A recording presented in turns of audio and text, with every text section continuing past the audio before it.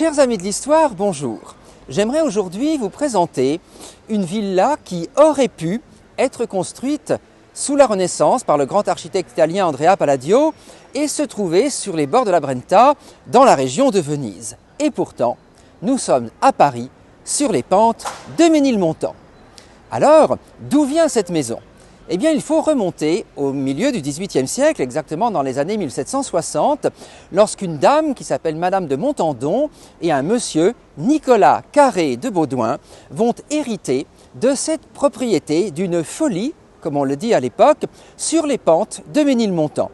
Une folie, qu'est-ce que c'est ? C'est une maison de campagne aux portes de la ville, en général agrémentée d'un beau jardin dans lequel vous mettez toutes sortes de petites constructions permettant de philosopher. C'est une chose qui sera extrêmement à la mode dans la deuxième moitié du XVIIIe siècle.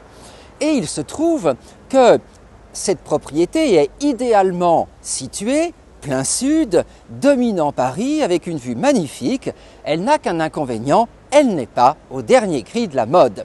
Et c'est comme ça qu'ils vont décider de la mettre au goût du jour et de s'adresser pour cela à un très grand architecte qui s'appelle Pierre-Louis Moreau-Desproux. Et Moreau-Desproux va leur proposer une façade à l'antique, une façade se référant précisément à Andrea Palladio et son style d'architecture. Vous y trouvez en effet absolument tous les critères, la hauteur de la maison qui fait à peu près les 2/3 de la largeur, vous avez le péristyle à colonnes ioniques, vous y trouvez le fronton triangulaire, bref, tout le répertoire décoratif et architectural de cette époque-là. Et cette maison, qui va être connue à l'époque sous le nom de maison Carré de Baudouin, eh bien, va devenir une sorte d'icône, puisqu'elle va servir de modèle à tout ce courant artistique de la fin du XVIIIe siècle. En effet, c'est une des toutes premières qui sera réalisée dans ce style architectural. Et l'élite parisienne, depuis la fin du règne de Louis XVI jusque sous la Restauration, puisque ce style néoclassique va traverser le règne de Louis XVI, la Révolution, le Directoire, le Consulat, l'Empire et le début de la Restauration, eh bien toute l'élite parisienne va vouloir avoir son palais à Colonne.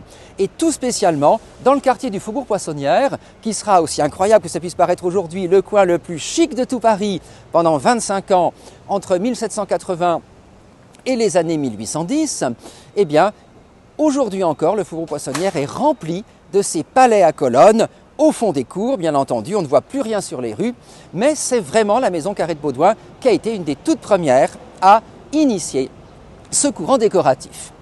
Alors, au début du XIXe siècle, les frères Goncourt, Jules et Edmond, vont passer une partie de leur enfance ici, dans cette propriété sur les pentes du Ménilmontant. Et d'ailleurs, dans leur journal, ils rappelleront, ils écriront à plusieurs reprises combien ils avaient de très bons souvenirs de leur adolescence ici dans cette maison. Et en 1836, la propriété est vendue à des religieuses qui décident d'y installer un orphelinat. Il faut avoir en tête qu'à cette époque-là, sous l'époque romantique, 1830, 1840, 1850, il y a eu de nombreuses épidémies de choléra avec, par exemple, plus de 30 000 morts en l'espace de 15 jours en Paris-Centre et bien sûr de nombreux orphelins. C'est pourquoi les religieuses avaient décidé de créer cet orphelinat et de se consacrer à cette cause. Et aussi incroyable que ça puisse paraître, les religieuses sont restées à Ménilmontant jusqu'en 2007.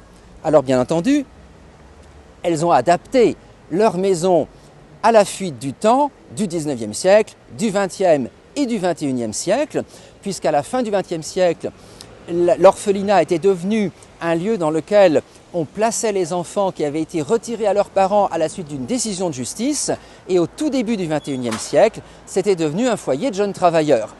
En 2007, la mairie de Paris va acheter le pavillon Carré de Baudouin et le transformer en un espace d'exposition temporaire. Et c'est ainsi qu'aujourd'hui, les Parisiens peuvent bénéficier de cette merveilleuse maison et de se croire un instant transportés sur les bords de la Brenta sans quitter les pentes de Ménilmontant. À bientôt pour un nouvel épisode de l'Histoire sans secret et même de l'Histoire sans aucun secret.